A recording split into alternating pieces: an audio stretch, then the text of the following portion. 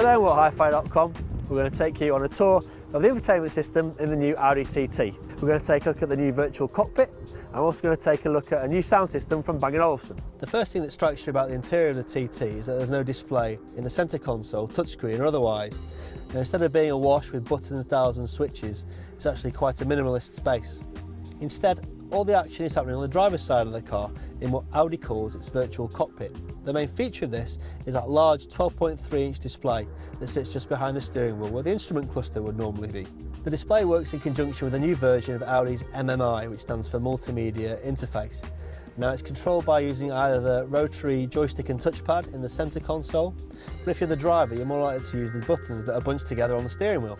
The driver can then access all the options he needs to, such as maybe switching the DAB radio station or altering the sound settings. It can all be done using the steering wheel mounted controls, so you don't have to look to the side, look away from the screen, and you can keep both hands on the steering wheel at all times.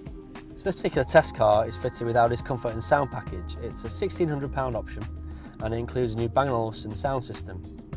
There's 12 speakers dotted around the cabin in total. There's a dedicated centre channel in the middle of the dashboard and a subwoofer in each door. So the B&O system scores really highly when it comes to integration. Considering there's 12 speakers in the cabin, they all knit together really well. There's no boomy bass from the subs in the doors, and there's no brashness or harshness to the highs. And that centre speaker in the middle of the dash really helps give a nice little sound field for the passenger and the driver. Now where it can score a little bit highly, we think, is in terms of excitement. It's a little bit relaxed, a little bit safe sounding for our taste, but that makes it really useful and really good on long distance journeys. But the main talking point here really is the new Virtual Cockpit and the large display. It's a huge step up from what we've previously seen from Audi, and it's a big improvement on the previous system in the older generation cars. It could do with a little tweak here and there. It isn't perfect, but it's a step in the right direction.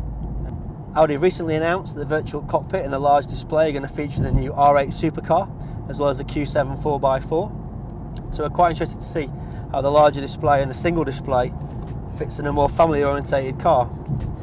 If you've enjoyed this video, then don't forget to like, leave a comment and subscribe to our YouTube channel. You can also like our page over on Facebook, follow us on Twitter and add us on Google+.